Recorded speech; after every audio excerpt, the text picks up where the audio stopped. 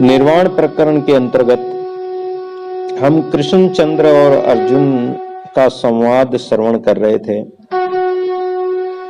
श्री कृष्ण ने अर्जुन के प्रति इस शरीर की नश्वरता बताई। आत्मा सदा अविनाशी है। मनुष्यों की मरण स्थिति और स्वर्ग नरकादि की प्राप्ति, जीवात्मा का संसार में भ्रमण, ये सब किस कारण से होता? ये सब वासना के कारण होता। तो भगवान कहते हैं कि हे पार्थ, हे अर्जुन, बुद्धिमान पुरुष को चाहिए कि वो प्रारब्धानुसार न्याय से प्राप्त भोगों का त्याग न करे।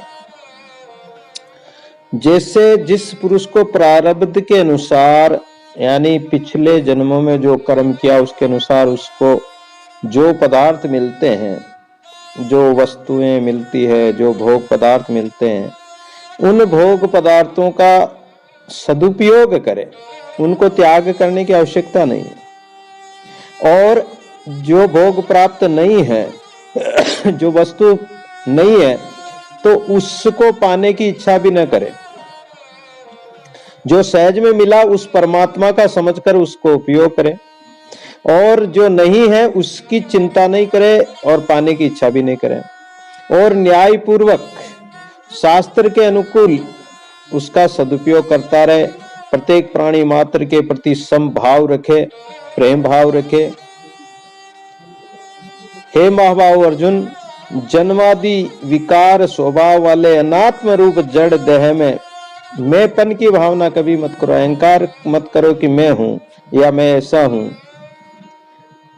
अपितु जन्म आदि जो विकार के, जो जन्मों के, जो जीवों के जो विकार हैं, इन विकारों से रहित जो सत्य चिन्मय अपनी आत्मा है, उस आत्मा की ही भावना करो। शरीर का नाश होने पर अविनाशी आत्मा का कभी विनाश नहीं होता। इसलिए संपूर्ण जो भी पदार्थ है, उन पदार्थों का या वस्तु का या व्यक्ति का या शरीर संबंधों का परिग्रह नहीं करें। परिग्रह यानी संग्रह। जैसे चींटियां होती है, बहुत घास फूस के दाने इकट्ठे कर देती है। अब वो चींटियां इतना वो खा भी नहीं सकती, खाती भी नहीं है।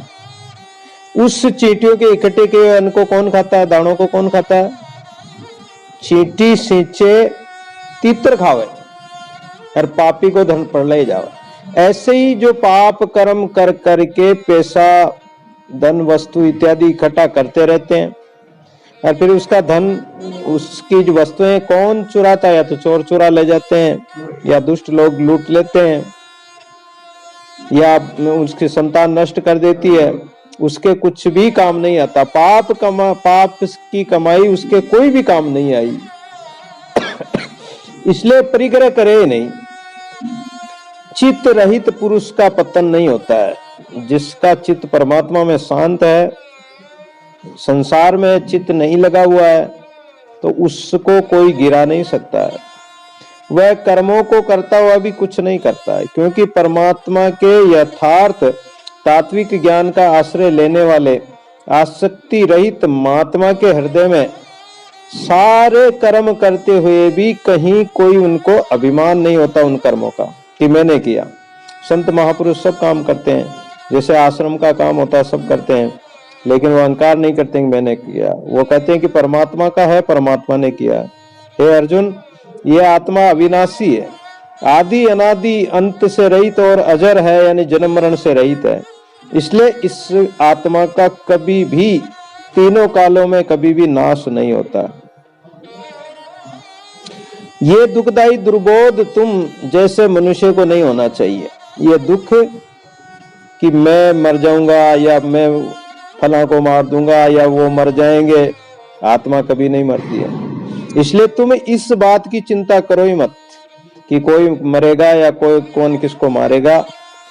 उत्तम आत्मज्ञानी लोग आत्मा के स्वरूप को नाशवान नहीं जानते, क्योंकि आत्मा नाशवान नहीं है। तो इस प्रकार जो रहने वाले हैं, उनको कभी कोई दुख नहीं होता। अज्ञानी मनुष्य ही अपनी आत्मा को जन्मने मरने वाला देखता है, और जब जन्मने मरने वाला देखता है या मानता है तो फिर ये नष्ट होगा ही होगा, उसका पतन होगा ही होगा।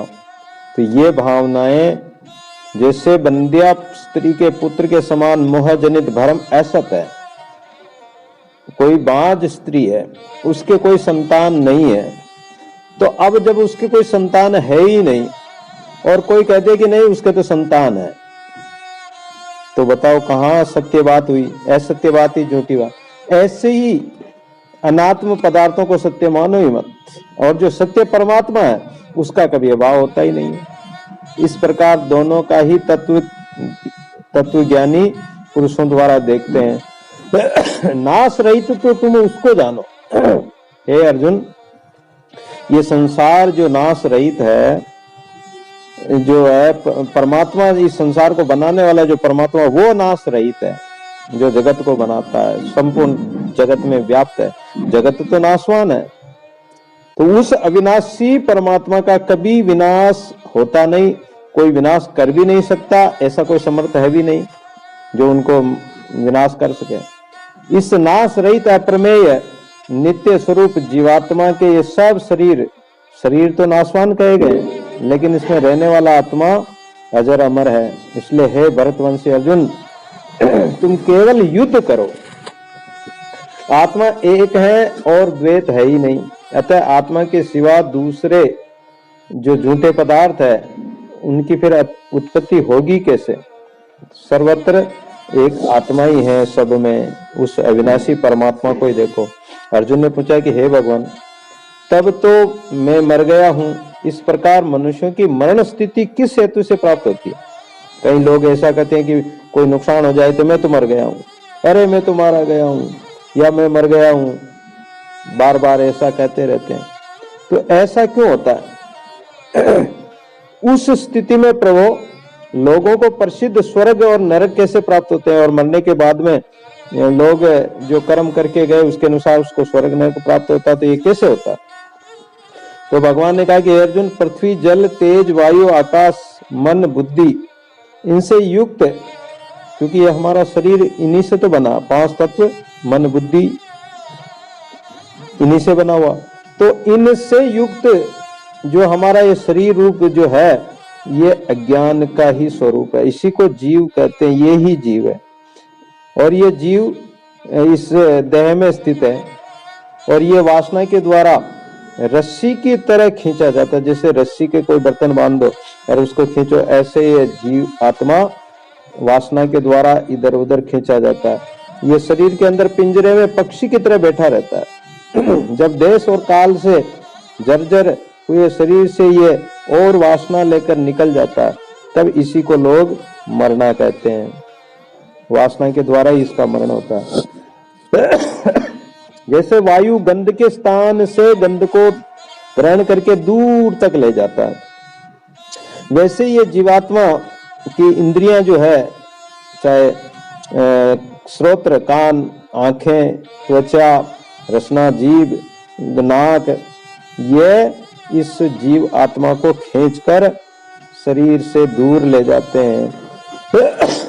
इसका शरीर वासनामय ही है, यानी केवल वासना के अनुसार ही उत्पन्न हुआ है, अन्य किसी दूसरे कारण से नहीं। अतएव वासना का त्याग होने पर जो हमारा ये देह है ये नष्ट हो जाता है, और इस देह के नष्ट हो जाने पर जीवात्मा वासना से रहित होकर अगर परमात्मा की तरफ मतलब ध्यान किया, परमात्मा का स्मरण किया, परमात्मा का भजन किया, तो परम पद को प्राप्त होंगे। और ये वासनामय जीव वासना के कारण, अज्ञान के कारण अनेक पाप कर्मों को, भर्मों को अपने सिर पर ढोता रहता है, जिसके कारण कर्मों के अनुसार इसको नाना जोनियों में भ्रमण करना पड़ता है, और ये जन्म मरण के चक्कर से नहीं छूटता है। तो हे कुंती पुत्र अर्जुन, शरीर से जीव के निकल जाने पर देह उसी प्रकार कंपन शून्य हो जाती है। जब शरीर से जीव आत्मा निकल जाता है तो ये शरीर एकदम स्थिर हो जाता है, कंपन शून्य हो जाता है। इसमें कोई हलचल नहीं होती है, मुर्दा हो जाता है। जिस प्रकार वायु के शांत हो जाने पर वृक्ष एकदम स्थिर हो जाते हैं, ना पत्ता हिलता है ना टहनी हिलती है, जब शरीर जीवात्मा से रहित हो जाता है तब लोग कहते हैं कि वह मर गया।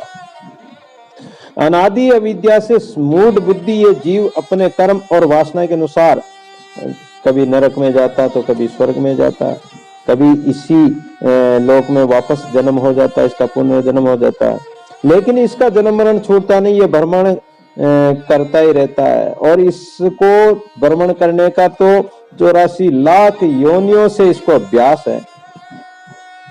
कहता भी है, कहीं कहीं लोगों को ऐसा आभास होता है कि पिछले जन्म में मैं फला जगह रहता था, या फला था, या फला मेरा नाम था, इस प्रकार कहते हैं।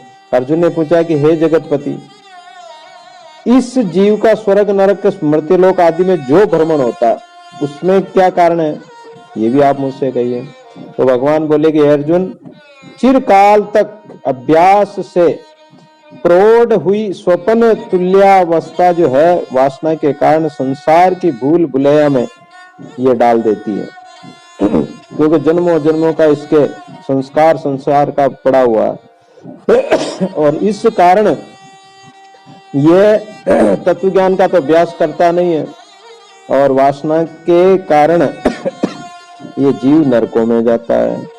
और अगर कुछ पुण्य दान करता है, परोपकार करता है, तो पुण्य के प्रभाव से जब तप करके जब तप करने करके स्वर्ग पहुंचे जाए, दादू मन की वासना नरक पड़े फिर आए तो वो स्वर्ग में भी चला जाता है, लेकिन मन में वासना रह गई तो फिर वापस आना पड़ता। तो अर्जुन ने पूछा कि हे देवेश, ये वासना किससे उत्पन्न हुई और किस प्रकार नष्ट होती है?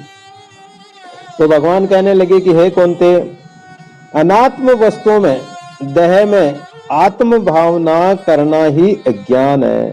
संसार के पदार्थों में आत्म भावना करना या अपना मानना या उनसे अपना संबंध जोड़ना या उनका संग करना, अनात्म पदार्थों का, जड़ पदार्थों का संग करना ही अज्ञान का कारण है, ज्ञान है, और फिर उनमें मोह आसक्ति हो जाती है। तो जो परमात्मा के यथार्थ अनुभव रूप ज्ञान से ही यह अज्ञान नष्ट होता है। तुम पवित्र आत्मा हो चुके हो अर्जुन, और सत्य वस्तु का विवेक भी तुम्हें हो चुका है। अब तुम यह वह मैं ये लोग इत्यादि वासना से रहित हो जाओ। अब ना तो यह है, ना वह है, ना मैं हूं, ना ये लोग, अब तो केवल एक ब्रह्म ही बच जाता है, एक ब्रह्म ही रह जाता है। तो हे भारत, दूसरे के दिन न रहने वाला संकल्प रहित और अविनाशी जीवात्मा का परमात्मा के साथ यथार्थ ज्ञान हो जाता है और वासना छूट जाती है, उसी का नाम मोक्ष कहा गया है। हे महाभाव अर्जुन, वासना रूप रज्जु के बंधन से छूटा हुआ पुरुष मुक्त कहा जाता है। मुक्त कौन है? जैसे पशु रस्सी से बंधा हुआ तो वो बंधा हुआ बंधन है, वो कहीं जा नहीं सकता, कहीं दूर जाके पानी भी पास में पड़ा लेकिन नहीं पी सकता, घास भी है नहीं खा सकता, वो बंधन में बंधा हुआ।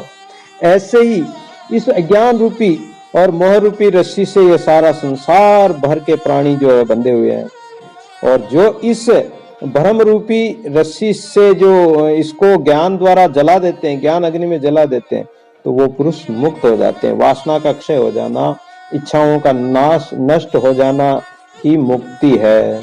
अतः तुम वासना से रहित होकर जीते जी जीवन मुक्त अवस्था को प्राप्त हो जाओ, उस तत्व का अनुभव करो। वास्तविक तत्व जो है, जो वासना से रहित नहीं है, भले ही वह समस्त धर्मों के प्रायण क्यों न हो, अगर किसी व्यक्ति में वो धर्म कर्म तो करता है, कर्म पुण्य भी करता है, तीर्थ व्रत भी करता है, पूजा पाठ भी करता है, योग यज्ञ तिथि यज्ञ सब कुछ करता है, लेकिन उसके अंदर अगर वासना जो है, तो वो चाहे पंडित हो, चाहे ज्ञानी हो, चाहे कोई भी हो, ज्ञानी पंडित मूर्ख एक ही समान, जब तक काम क्रोध की लोभ मोह की जब तक मन में खान, तो ज्ञानी कबीर ज्ञानी पंडित मूर्ख एक ही समान हो। फिर पंडित भी भले हो, वह फिर भी वह पिंजरे में स्थित पंछी की भांति वह जाल में वासना में बंधा हुआ ही रहता है, क्योंकि वासना ही बंधन है और वासना का क्षय ही मोक्ष है। मोक्ष किसको कहा कि वासनाओं का नष्ट हो जाना, इच्छाओं का मर जाना, कामनाओं को नष्ट कर देना ही मोक्ष है। मोक्ष कोई वस्तु नहीं है, मोक्ष कोई जड़ी बूटी नहीं जो कोई घोल के गुरु पिला दे। भगवान श्री कृष्ण कहते हैं कि हे अर्जुन, इस प्रकार वासना निवृत्ति रूप जीवन मुक्ति के द्वारा तुम आंतरिक अपने अंतःकरण की शांति को प्राप्त कर सकते हो। फिर बंधु बांधवों का जो कष्ट होता है, बंधु बांधव जो कष्ट देते हैं, वो भी तुम्हें फिर नहीं होगा और उनसे तुम्हारा कोई लेना देना भी नहीं होगा। तुम उन सब को अंदर से परित्याग कर दो। बाहर व्यवहार निभाओ लेकिन अंदर से सबको परित्याग कर दो कि अंदर तो एक परमात्मा ही रहे।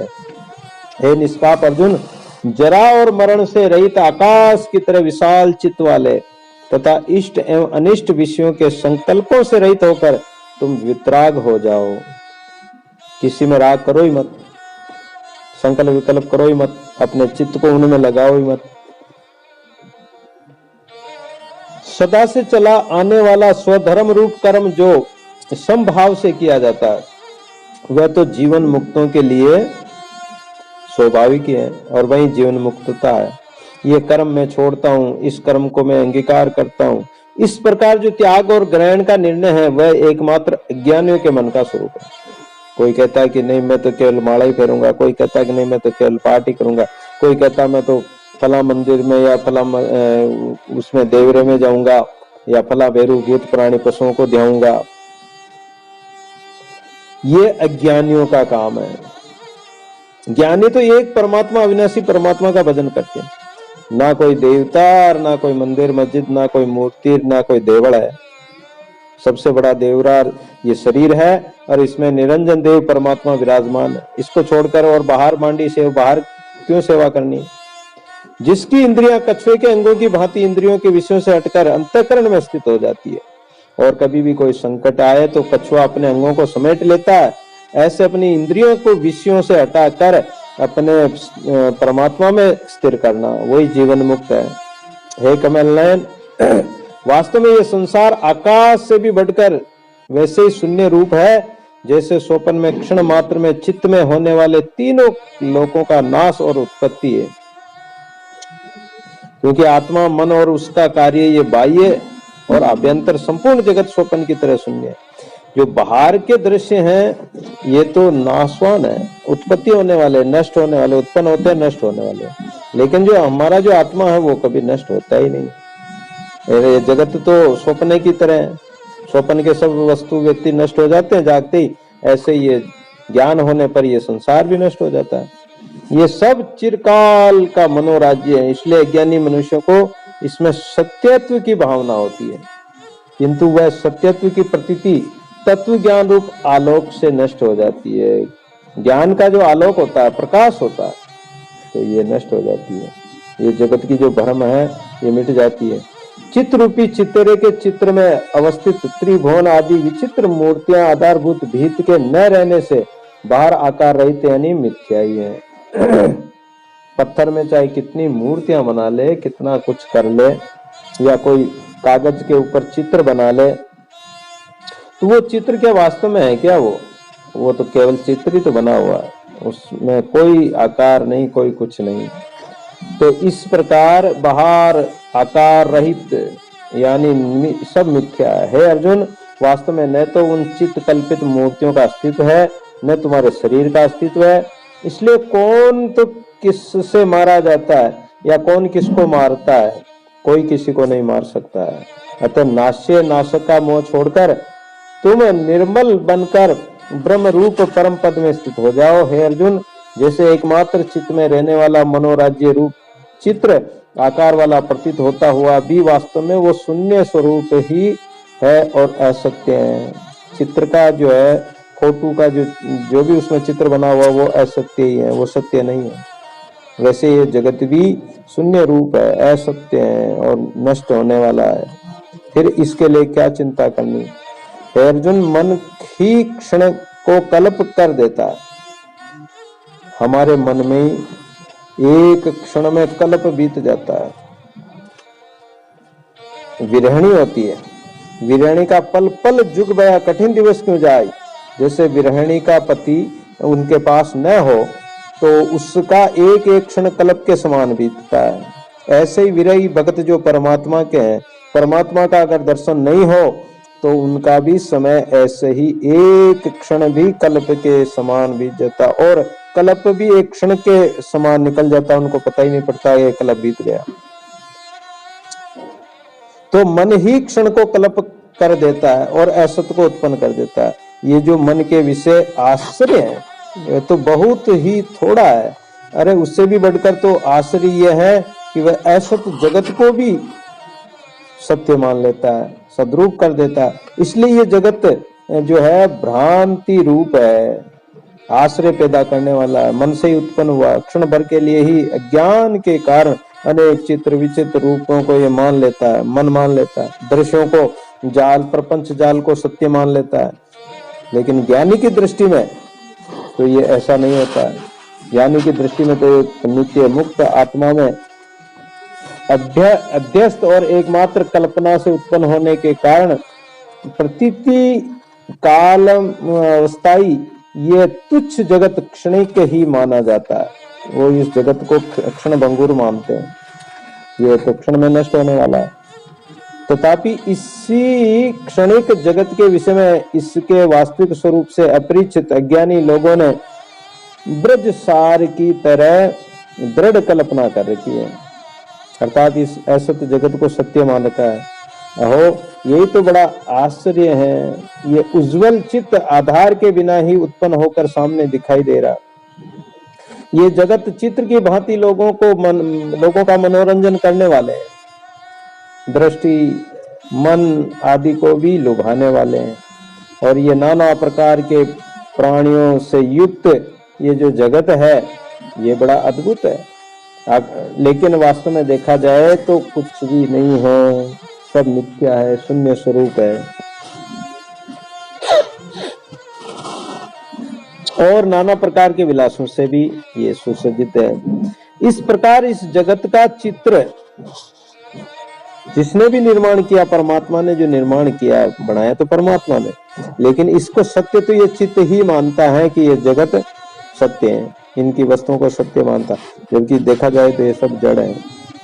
अर्जुन, चेतन आकाश स्वरूप ब्रह्म से निर्मित जो ये दिखाई देता सब ब्रह्म स्वरूप ही है, और उसी में ये जगत जब परमात्मा संकल्प करता तो ये सब उसी में लीन हो जाता है। इसलिए ज्ञानी महापुरुष उस ब्रह्म को सर्वत्र देखते हुए सब काम और सब वस्तु का उपभोग करते हुए भी उस ब्रह्म का ही अनुभव करते हैं कि ये सब ब्रह्म है या ब्रह्म का ही स्वरूप। तो फिर उनको ना तो कोई बंधन होता है, ना उसको कोई विकार होता है, ना उसमें अपनापन या कर्तापन का अभिमान होता है। जैसे दर्पण में अपने प्रतिबिंब को देखो तो उस कांच को, उस प्रतिबिंब में दिखने वाले दृश्य से कांच को ना तो अभिमान होता है कि मेरे सामने कोई सुंदर शरीर है या कोई सुंदर फूल है या कोई वस्तु है या कोई पशु पक्षी जानवर या वृक्ष आदि है या तालाब है, समुद्र है, पहाड़ है, ऐसा उसको कोई अभिमान नहीं होता है। कांच तो, दर्पण तो अपने स्वभाव में स्थित है, वो तो केवल प्रतिबिंब दिखा रहा है, उसमें कुछ है ही नहीं, दिखने वाला भी नहीं है और उसको अभिमान विकार होता भी नहीं, क्योंकि होगा भी कहां से, उसमें कुछ है ही नहीं, केवल मात्र प्रतीति हो रही है, प्रतिबिंब बन रहा है, वास्तविक नहीं है। ऐसे ये जगत केवल प्रतिबिंब है, और जो तुम देख रहे हो ये भी झूठा है, देखने वाले भी झूठे हैं, दिख रहा वो भी झूठा है, सत्य तो इसको बनाने वाला परमात्मा है। तो फिर कर्ता किस कारण से है, फिर कर्ता क्यों बनते हो? कारण से किस प्रकार से, किस देश या किस काल में या छिन्न भिन्न किया जा सकता है। इसलिए वो ज्ञान द्वारा वासनाओं का अभाव अगर हो जाए, वासना से रहित हो जाओ, और वासना से रहित होने के बाद में शास्त्र के अनुसार तुम कर्मपरायण होकर कर्म करो, सांसारिक विषयों का परित्याग कर दो, तो फिर तुम एकदम निर्मल हो जाओगे, अवयव रहित आकाश की तरह हो जाओगे। और अत्यंत जैसे पिंजरे में स्थित सींग, और जिसकी चित्ररूपी भूमि में अणुमात्र भी वासना बीज पड़ा रहता है, उसका संसार रूप जंगल पुनः बढ़ जाता है। जैसे किसी जंगल में शेर मत हो या कोई ऐसे हिंसक जानवर नहीं हो तो लोग जंगल को काट लेते हैं, जंगल में खूब निर्भय होकर विचरण करते हैं। और यदि उसी जंगल में कोई शेर आ जाए तो फिर उस जंगल में जाने से डरते हैं, और उस शेर की वजह से जंगल बढ़ जाता है और उस जंगल से शेर की भी रक्षा होती है, दोनों अपेक्षाकृत होते हैं। तो जब सत्य स्वरूप परमात्मा का यथार्थ ज्ञान अभ्यास के द्वारा हृदय में दृढ़ हो जाता है, तब वासना पूर्णतः नष्ट हो जाती है और वह फिर उत्पन्न नहीं होती है। वासनाओं के पूर्णतः नष्ट हो जाने पर विशुद्ध जीवात्मा सांसारिक सुख दुख आदि वस्तुओं में वैसे ही लिपायमान नहीं होता, जैसे पानी में कमल का पत्ता पानी में नहीं मिलता है, वो पानी से अलग ही रहता है। हे अर्जुन, असंख्य वासनाओं से रहित तुम मुझसे सुने हुए पवित्र उपदेश को भलीभांति समझकर परमात्मा में चित्त को विलीन कर भय और मोह से रहित एवं शांत निर्वाण ब्रह्म स्वरूप में स्थित होकर रहो। हे अर्जुन, अच्युत आप यानी अर्जुन भगवान से कहते हैं कि हे अच्युत भगवान, आपकी कृपा से मेरा मोह नष्ट हो गया और मैंने अब स्मृति प्राप्त कर लिया। यानी मैं जो भूला हुआ मेरा ज्ञान था वो मैं अपने स्वरूप को भूल गया था, वो वापस मुझे अब स्मरण आ गया। अब मैं संशय रहित होकर स्थित हूँ, आपकी आज्ञा का पालन करूंगा। अब मैं आपके शरण हूँ और अब आप जैसा कहोगे वैसा ही मैं करूंगा। भगवान कृष्ण ने कहा कि अर्जुन, यदि परमात्मा के यथार्थ ज्ञान से तुम्हारे हृदय में ये राग वृत्तियां और द्वेष इत्यादि सब शांत हो चुके हैं, तो तुम जान लो कि अब तुम्हारा सवासनात्मक चित्त भी भीतरी भीतर शांत और निर्वासनिक हो जाएगा। इस सत्वावस्था में सर्वस्वरूप जीवात्मा संपूर्ण वासना और विषयों से मुक्त हो जाता है। उस जीवात्मा के यथार्थ स्वरूप को कोई भी उसी प्रकार नहीं देख सकता है जिस प्रकार भूमि से आकाश में उड़कर दूर देश में गए हुए पक्षी को, कोई पक्षी यहाँ से उड़कर चला जाए तो उसको कौन देख सकता है? वो तो दूर ही चला गया, तो कैसे देखोगे? तो ऐसे ही यह पार्थ मन इंद्रियों के प्रकाशक जो शुद्ध स्वरूप परमात्मा है, जो संकल्प रहित निर्विषय है, इस जीवात्मा को मन इंद्रियों से दूर समझो। जैसे अग्नि के पर्वत पर पहुंचकर हिमकण सर्वथा नष्ट हो जाते हैं। जहाँ कोई गर्म पहाड़ हो, जहाँ पहाड़ में अग्नि निकल रही हो, तो वहां आसपास में गर्मी के कारण वहां बर्फ रह ही नहीं सकता, बर्फ पिघल जाएगा, उड़ जाएगा, पानी बनकर ही उड़ जाएगा। वैसे ही शुद्ध सच्चिदानंद घन परमात्मा के ज्ञान से प्राणी के अंदर अज्ञान या विद्या रूपी अंधकार रहेगा ही नहीं, वो उड़ जाएगा, नष्ट हो जाएगा, प्रकाश हो जाएगा। नाना प्रकार के आकार और विकारों वाली यह विद्या तभी तक रहती है जब तक जीवात्मा अपने वास्तविक स्वरूप विशुद्ध विज्ञानानंदघन परमात्मा को भलीभांति नहीं जान लेता। जो समग्र परमात्मा अपने आप में परिपूर्ण है, समस्त दृश्य संसार से रहित है और वाणी से अतीत है, उस अनुपम परम वस्तु परमात्मा की किसके साथ उपमा दी जा सकती है? अर्थात किसी के साथ नहीं। इसलिए हे अर्जुन, तुम अभिष्ट कामनाओं की निवृत्ति रूप युक्ति से विषयात्मक विश्व से उत्पन्न महामारी रूप अंतःकरण की वासना को निपुणता पूर्वक दूर कर संसार से तथा संपूर्ण भयों से रहित परमात्मा स्वरूप में स्थित हो जाओ। वशिष्ठ जी महाराज कहते हैं कि हे राम, इस प्रकार उपदेश देकर त्रिलोकी के अधिपति भगवान श्री कृष्णचंद्र के क्षण भर के लिए मौन धारण कर सामने स्थित हो जाने पर वहां द्वापर युग में पांडु पुत्र अर्जुन पुनः ये वचन कहेगा, क्योंकि ये भविष्य की बात बता रहे हैं। तो अर्जुन ने कहा कि हे भगवान, आप संपूर्ण लोकों का भरण पोषण करने वाले विशंबर कहलाते हो, तो आपके वचन से मेरी ये बुद्धि शोक रहित और ज्ञान संपन्न हो गई है। भगवान ने जब अर्जुन को महाभारत में जो उपदेश दिया, गीता ज्ञान दिया, तो अर्जुन शोक रहित हो गया, ज्ञान संपन्न हो गया। वशिष्ठ जी महाराज कहते हैं कि हे राम, इस प्रकार के वचन कहकर और उठकर गांडीवधारी वह पांडु पुत्र अर्जुन, जिसके सारथी श्री कृष्ण होंगे, संदेह रहित हुआ और वह रण में ऐसा युद्ध कौशल दिखाएगा।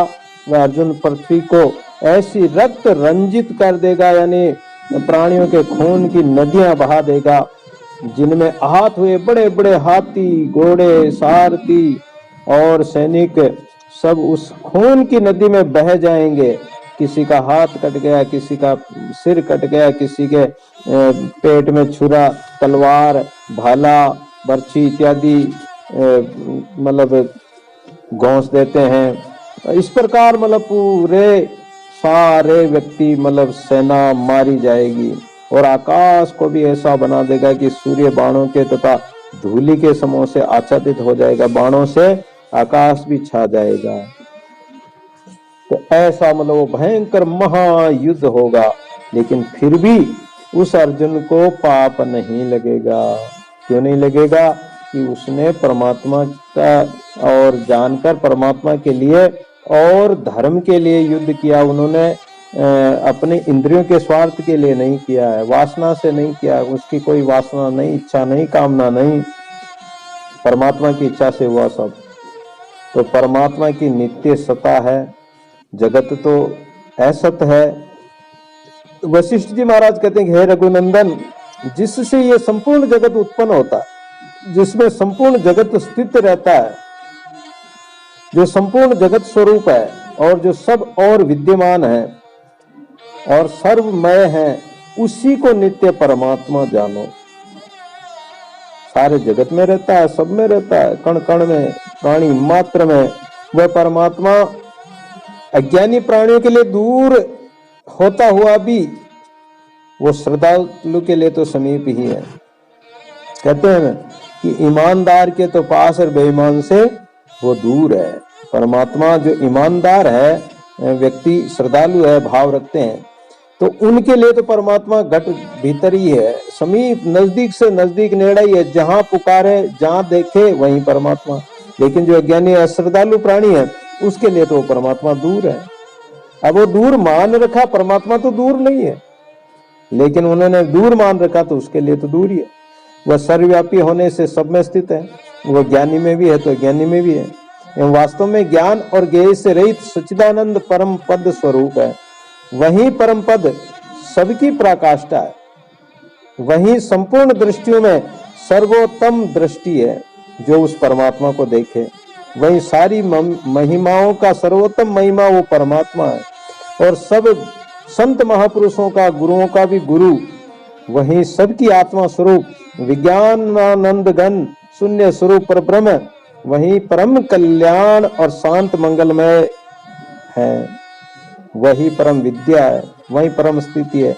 उस परमात्मा में यह जगत केवल अज्ञानता से ही सत्य प्रतीत होता है, किंतु वास्तव में अगर विवेक पूर्वक ज्ञान द्वारा विचार किया जाए तो यह असत्य ही है।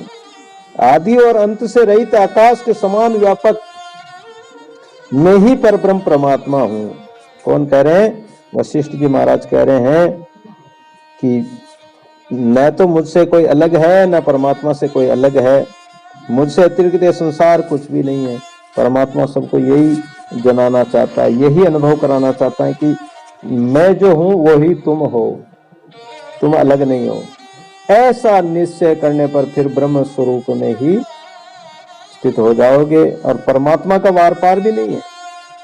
परमात्मा का कोई चाहे कि हम परमात्मा का वार पार पा लें, अरे वार पार पाओगे कैसे? उसको जाने बिना वार पार पा नहीं सकते हो।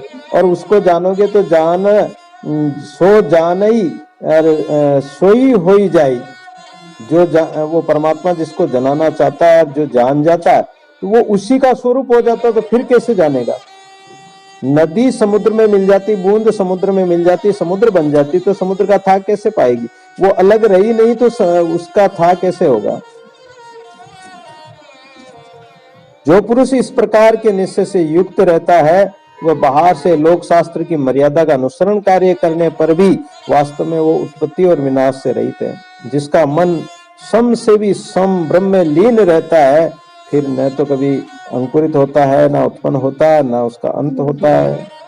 उदय नहीं होता तो अस्त कैसे होगा? सूर्य उदय होता तो अस्त भी होता, लेकिन उसके तो मन का कभी उदय होता ही नहीं है। जिसकी बुद्धि में मन का अभाव है वह महात्मा ब्रह्म रूप ही है, यानी मन के अनुसार नहीं चलते, मन का कहा नहीं करते, मन का संकल्प विकल्प उनके बुद्धि में है ही नहीं, मन ही शांत हो गया।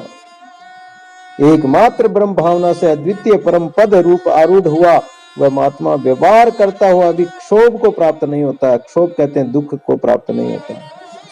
व्यवहार करते हुए भी जिस पुरुष के हृदय में मानापमान से जनित सुख दुख आदि विकार तनिक भी नहीं होते, वह पुरुष मुक्ति का अधिकारी है। वह शांत चेतन परमात्मा अपने आप ही अपने में संकल्प करता है, उसका संकल्प ही संसार है, और उसके संकल्प का अभाव हो जाए तो संसार नष्ट होकर केवल परमात्मा ही बच जाता है, वही परम पद है। इसलिए परमात्मा के संकल्प का अभाव होने से इस संसार का अभाव हो जाता है। अतः मुनि लोग परमात्मा के संकल्प को ही परमात्मा प्रमाण और प्रमेय आदि रूप संसार चक्र की परंपरा कहते हैं। जैसे सोने में अनेक कड़े कुंडल अनेक आभूषण बनाए जाते हैं। अब आभूषण तो चाहे कितने बना लो, लेकिन सोना तो एक ही है। वैसे ही परमात्मा का संकल्प ये संसार भी अलग अलग दिखाई देता है। 5 तत्वों का ये जो संसार दिखाई देता है, लेकिन परमात्मा एक ही है। अलग अलग परमात्मा अलग नहीं, परमात्मा सब में एक ही है। परमात्मा के यथार्थ ज्ञान से ही भोग वासना क्षीण हो जाती है, और भोग वासना का अभाव ही ज्ञानी का उत्तम लक्षण है। ज्ञान और वैराग्य के कारण तत्वज्ञ पुरुष को संसार के भोग स्वभाव से रुचिकर नहीं होते हैं। ये संसार सर्वात्म स्वरूप परमात्मा ही है। इस प्रकार का जिसके हृदय में दृढ़ अनुभव है वही जीवन मुक्त कहा गया है। किंतु ये जीवात्मा जब तक अज्ञान से आवृत रहता है तब तक दृश्य विषय भोगों में स्थित हुआ संसार का संकल्प करता रहता है। जब अंतःकरण में उत्तम तत्व ज्ञान का उदय हो जाता है तब संकल्प विकल्प का ये कर्म बुझे हुए दीपक की बात ही शांत हो जाता है। जैसे दीपक बुझ जाए तो फिर वो उजाला वगैरह दीप बत्ती वगैरह सब बंद हो जाता है, तो फिर संसार है ही नहीं, फिर कोई कुछ अलग से रहेगा ही नहीं। फिर तो एक स्वयं प्रकाश चैतन्य रूप संपूर्ण पदार्थों का जो आसरा है और विषयोन्मुक्ता से रहित शुद्ध चेतन ब्रह्म का ही स्वरूप रह जाएगा, और उसी परम पद को तुम जानो। ये संसार संकल्पमय है, इसलिए संकल्प नष्ट हो गया तो संसार भी नष्ट हो गया, फिर सच्चिदानंद परमात्मा ही रह जाता है। वशिष्ठ जी कहते हैं कि हे राम, इस प्रकार सबका आदि परम तत्व सच्चिदानंद घन परम पद परमात्मा ही है, और उस परमात्मा को यथार्थ जो कोई जान जाए तो उसकी मृत्यु नहीं होती, वो जन्म मरण से छूट जाता है। और जो उसे नहीं जाना तो उसका जीवन बड़ा शोचनीय है। वह ज्ञानी प्राणी जीवन मरण से छुटकारा नहीं पा सकता है, बस वो जीवन धारण करता ही रहता है। और जो उसको प्राप्त कर लेता है वो सर्वव्यापी परमात्मा को प्राप्त होकर किसी बंधन में नहीं बनता है। आकाश के समान अनंत परमात्मा के सत्ता सामान्य स्वरूप का यदि जीव थोड़ी देर और थोड़ा सा भी चिंतन करे, परमात्मा का सुमरण करे, भजन करे, तो वह मुक्त चित्त मुनि बन जाता। चिंतन करने वाला, मनन करने वाला ही मुनि कहा जाता है। परमात्मा का हम मनन करते नहीं, सुमरण करते नहीं। सुमरण करे, साधना करे, वो साधु संत है। मनन करे, वो मुनि है। और उस अवस्था में संसार के समस्त कार्यों को करते हुए भी वह मुनि, वह ज्ञानी दुखी नहीं होता, संतप्त नहीं होता। रामचंद्र जी ने पूछा कि हे महर्षि, सता सामान्य शब्द से आप किसे ग्रहण करते हैं? मन, बुद्धि, अहंकार, चित्त का जहाँ लय हो गया उस निर्विशेष तत्व को, या मन आदि विशेषताओं से युक्त सविशेष तत्व को? तो वशिष्ठ जी ने कहा कि हे राम, जो सर्वव्यापक आदि और अंत से रहित तथा सदा संभाव से स्थित है वह ज्ञान से प्राप्तव्य है, तथा संपूर्ण वस्तुओं का तत्व स्वरूप ब्रह्म ही जो है वो यहाँ पर सत्ता सामान्य शब्द से कहा गया है, तो परमात्मा ही हो, उसी की सत्ता है ये सब कुछ, लेकिन ये सामान्य सत्ता है। वह ब्रह्म आकाश में आकाश रूप से है, आकाश में आकाश रूप से है, शब्द में शब्द रूप से, स्पर्श में स्पर्श रूप से, त्वचा में उसके रूप से, रस में जैसे रसनेन्द्रिय अपनी जो जिह्वा है उसमें रसनेन्द्रिय रूप से विद्यमान है, आंखों में आंख रूप है, नेत्रों में नेत्र रूप होकर नाक में नाक रूप है, गंध रूप से भी स्थित है, शरीर में शरीर रूप होकर पृथ्वी में पृथ्वी रूप से, दूध में दूध रूप में है, वायु में वायु रूप से है। तो जो जो तत्व है, तेज है, बुद्धि है, मन है, अहंकार है, वृक्ष है, पट है, घट है, स्थावर, जंगम, जड़, चेतन, सब में वो परमात्मा विद्यमान। देवों में देवता रूप से वही विद्यमान है, मनुष्यों में भी वही है, कीड़े के अन्न में कीट पतंग इत्यादि है, सब प्रत्येक कीड़े मकोड़े सब में वो ही परमात्मा विद्यमान है। काल कर्म में, काल में भी वही है, ऋतुओं में भी वही है, क्षण में भी वो है, वो सब में है, एक पल पल कण कण में, रोम रोम में, जर्रे जर्रे में वो परमात्मा का स्वरूप है।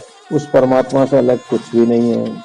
ये परब्रह्म परमात्मा सत्ता सामान्य स्वरूप से उसी तरह उनसे अभिन्न है जैसे समुद्रगत कलोल, जल कण, लहरें, लहरें जैसे समुद्र में कितनी लहरें उठती है, या पानी के कण हैं, तो पानी के कण कोई अलग नहीं है या लहरें अलग नहीं है, वो एक ही है। ऐसे वो परमात्मा सब में समान भाव से व्यापक होकर और सामान्य रूप से सर्वत्र सब में समाया हुआ। हे राम, सत्य चिन्मय स्वरूप इस परमात्मा द्वारा कल्पित होने के कारण इन पदार्थों की अनेक रूपता वैसे ही मिथ्या है, जिस प्रकार बालक द्वारा परछाई में कल्पित प्रेत। बालक को मटके के पानी में प्रेत दिखाई देता है, उसकी छाया को वो प्रेत मान लेता है, लेकिन वास्तव में वो छाया न तो प्रेत है और उसी का स्वरूप है, लेकिन वो नहीं जानने के कारण दुख पाता। वैसे ही ये संसार कल्पित है, जो अज्ञानी बालक के समान है, उनको ये संसार प्रेत की तरह, परछाई की तरह सत्य दिखाई दे रहा है। उसको ये पता नहीं कि ये सारा परमात्मा ब्रह्म रूप, ये सब जगत ये तुम्हारा ही स्वरूप है। वाल्मीकि जी कहते हैं कि हे भरद्वाज, मुनि वशिष्ठ के इतना कह चुकने पर दिन बीत गया, सूर्य अस्ताचल की ओर चले गए। फिर सभी सभा सदगण जो भी वहां प्राणी थे, राजा दशरथ और मुनि, संत महापुरुष, जो भी सभासदगण थे और जिज्ञासु जन थे, वो सभी सायंकाल का समय जानकर और अपने संध्या काल करने के लिए, संध्या वंदन करने के लिए और अपने अपने स्थानों को चले गए, अपने अपने आसन को चले गए। और मुनि भी सबको आपस में नमस्कार करके वो भी उठकर चले गए। और इस प्रकार रात भर विश्राम करते रहे। और जो सत्संग हुआ, राम जी और वशिष्ठ जी महाराज का संवाद हुआ, उसको भी सुना। और जो वाल्मीकि और भारद्वाज के द्वारा जो सत्संग सुनाया जा रहा है, उसको भी सुना। कृष्ण अर्जुन के संवाद को भी सुना। इस प्रकार इस सत्संग को श्रवण करके फिर पहली श्रवण द्वितीय रसन करते हृदय गाय, चतुर्थी चिंतन भया तब रोम रोम ल्यो लाए। अर्थात उस समय हुए सत्संग को उन्होंने चिंतन किया, उसका मनन किया और उसको धारण किया और उसका अनुभव करते हुए सभी रात्रि में विश्राम करने लगे, यानी शांत हो गए। उनका चित्त विकारों से रहित हो गया और एकदम शांत स्थिर हो गया। उसमें कोई किसी प्रकार का मोह, ममता, काम, क्रोध, लोभ, मोह, ईर्ष्या, द्वेष का कुछ भी नहीं रहा और एकदम शांत चित्त हो गए। तो ऐसे शांत चित्त होकर, और जो शांत चित्त रहता तो उसको नींद भी बड़ी शांति से आती है। और जिसका चित्त संसार के चिंताओं में रहता है तो उसको नींद भी उच्छट नींद आती है। और फिर क्या होता है, उसको सपने भी ऐसे ही आते हैं, भयंकर भय देने वाले हिंसक जानवरों के सपने आते हैं, डरावने सपने आते हैं। और जिसका चित्त जागृत अवस्था में शांत रहता है, एकदम शांत, कोई विकार नहीं, कोई लेना देना नहीं, सदैव परमात्मा के ध्यान में मगन रहते हैं, तो सोते वक्त भी वो, सपने में भी और सोते वक्त भी वो परमात्मा का ही चिंतन करते रहते हैं, परमात्मा का ही नाम स्मरण होता रहता है। ऐसा एक अर्जुन का प्रसंग आता है। एक बार भगवान कृष्ण जो है अर्जुन के पास एक भगत को ले जाते हैं, और अर्जुन के पास ले जाते हैं तो अर्जुन सो रहा था, पलंग पे सो रहा था, उसके केस नीचे लटक रहे थे। तो भगवान उनके सामने बैठ गए, सामने बैठकर और उनके केसों को जो नीचे लटक रहे थे उनको ऊपर कर रहे थे। जो उनके साथ में जो भगत था उसने भी उन केसों, भगवान ने कहा कि इन केसों को थोड़ा तुम भी ऊपर कर दो, तो उन्होंने केसों को हाथ लगाया और ऊपर करने लगे, तो वो जो उनके केस थे वो उनके कान के पास में जाने पर उस केसों में भी राम राम की, परमात्मा के नाम सुमन की ध्वनि प्रकट हो रही है। जब उनको आभास हुआ कि लोग मुझे भगत कहते हैं, लेकिन सच्चा भगत तो अर्जुन है, जो रोम रोम से, बाल मात्र से, रोम रोम से उनके राम राम की ध्वनि हो रही है। सच्चा सुमिरन उसी को कहते हैं कि जो रोम रोम से आनंदित होकर, जो आनंद में रहेगा वही तो रोम रोम से राम राम कर सकता है, भजन कर सकता है। दादू जी महाराज ने जैसे अपने रोम रोम से राम राम सुमरण किया है, तो 3.5 करोड़ अपने रोमावली होती है, और उस 3.5 करोड़ रोमावली से एक बार नाम लेने का मतलब 3.5 करोड़ नाम एक साथ ले लेते हैं। तो ऐसे करके उन्होंने अरबों खरबों परमात्मा का नाम सुमरण किया है। ऐसे दादू जी महाराज, ऐसे संत कबीर हुए, मीरा हुई, रैदास हुए, धन्ना हुए। जब जाके परमात्मा उनके आगे पीछे खड़ा रहता, परमात्मा उनके सहयोग में रक्षा के लिए तत्पर रहता है और उनकी रक्षा करता, उनकी भीड़ चढ़ जाता, उनकी बाढ़ चढ़ जाता है, दुष्टों का संहार करके, धर्मियों का नाश करके और सत्पुरुषों की सहायता करते हैं वो परमात्मा। तो उस परमात्मा का चिंतन करते हुए अपने जीवन को सार्थक बनाएं। रघुपति राघव